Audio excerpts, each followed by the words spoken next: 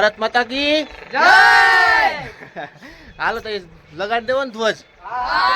હાલો જય માતાજી બોલી જય. કેમ છો બધા? મજામાં ભાઈ? તો શરૂઆત કરીએ આજના સવારના બ્લોગની. તો આજે છે 15મી ઓગસ્ટ, એટલે કે ભારતનો છે 78મો સ્વાતંત્ર્ય. તો અત્યારે આપણે છીએ બિલખા, એટલે થોડીક વારમાં છે આપણે ધીરે ધીરે એ કાર્યક્રમની શરૂઆત કરશું ને. અત્યારમાં જો વાદળા થોડા છે કે વરસાદ છે નહીં, એટલે એવું બધું છે ને. આ બધું જો છોકરાઓ તૈયાર છે અને બધું લઈને હા આગળ બધું એ લહેરાવી દઈએ અને ધ્વજ ફરકાવી દઈએ, કારણ કે આજે છે એ સમગ્ર દેશ છે 78મો સ્વાતંત્ર્ય પર્વ છે એ મનાવે છે. તો તમામ દેશમાં હર્ષોલ્લાસની લાગણી છે દેશ પ્રત્યે. અને ભાઈ અત્યારે આપણો દેશ સ્વતંત્ર છે અને 78 વર્ષ છે એ પૂરા થાય છે.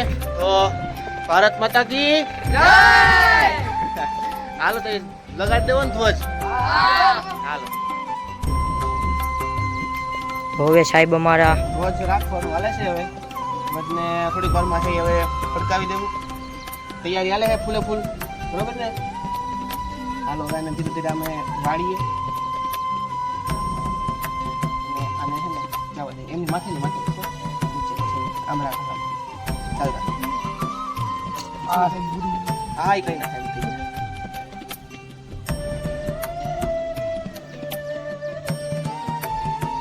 તો આ અમારા સાહેબ ભેગા બધા છે. છોકરા શીખે છે ભેગું. ફૂલ બધા જાજા થઈ ગયા છે, થોડુંક અઘરું છે પડશે હવે.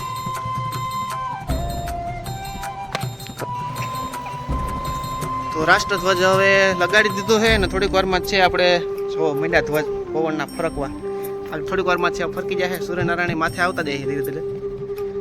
હાલો ફૂલ તૈયારી, બરોબર ને છોકરાઓ? હાલો હાલો.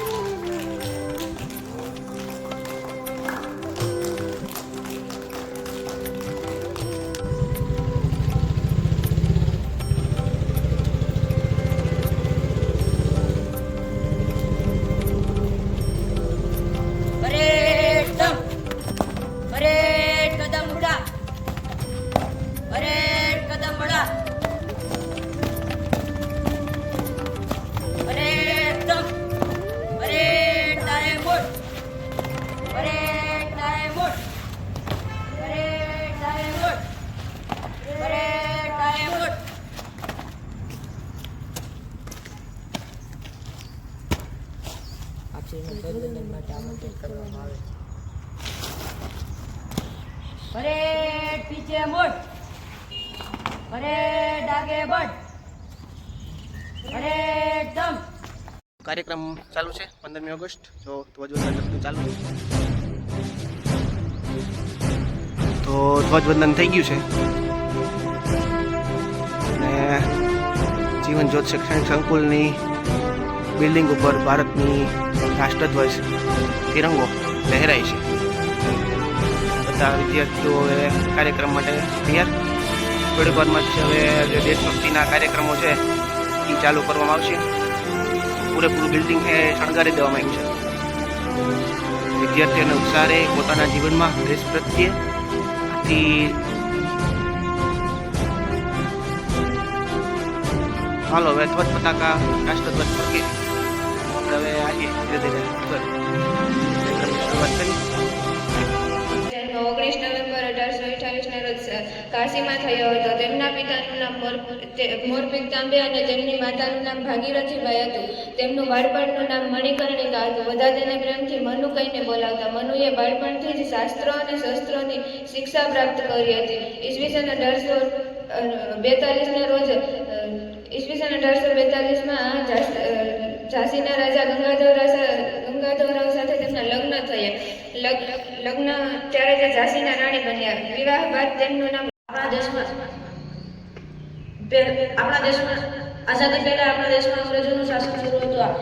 આપણા દેશના લોકોએ આઝાદી માટે અનેક આંદોલનો કર્યા અને કુરબાનીઓ પણ આપી દીધી. છેવટે 15 ઓગસ્ટ 1947ના દિવસે આપણો ભારત દેશ આઝાદ થયો. આ દિવસે આપણા દેશમાં આપણું શાસન શરૂ થયું હતું. આ દિવસની ખુશીમાં દર વર્ષ 15 ઓગસ્ટનો તહેવાર સમગ્ર ભારત દેશમાં ખૂબ ધૂમધામથી મનાવાય છે. 15 ઓગસ્ટ સાર્વજનિક રજા હોય છે. આ દિવસે શાળાઓમાં વિવિધ કાર્યક્રમ રખાય છે. સવારે ધ્વજવંદન અને ભાષણ પણ હોય છે. આ દિવસે સરકારી કાર્યાલયો અને અન્ય ઇમારતો પર રાષ્ટ્રીય ધ્વજ લહેરાવાય છે. સાંજે વિવિધ જગ્યાએ સભાઓ હોય છે અને નેતાઓના ભાષણ આપતા પ્રધાનમંત્રી તિરંગો લહેરાવી આપણા દેશના લોકોને સંદેશો આપે છે અને જય નારાથી આખું મેદાન ગુંજી ઉઠે છે. આ દિવસ એટલે કે આપણી આઝાદીનો દિવસ આપણે ખૂબ ઉત્સાહપૂર્વક મનાવવો જોઈએ. કોલેજમાં અભ્યાસ કર્યો હતો. લાલ બહાદુર શાસ્ત્રીના મૃત્યુ બાદ મોરારજી દેસાઈને હરાવી ભારતની પહેલી પ્રધાનમંત્રી બની હતી.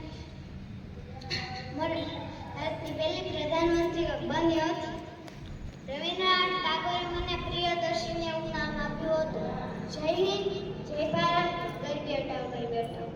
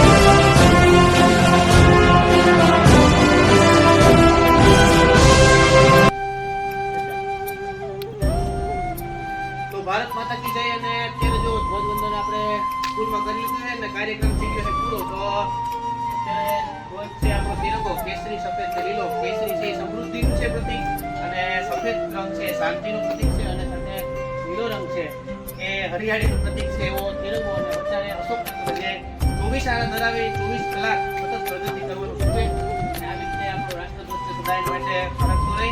જય હિન્દ, જય ભારત, જય ભારત માતા.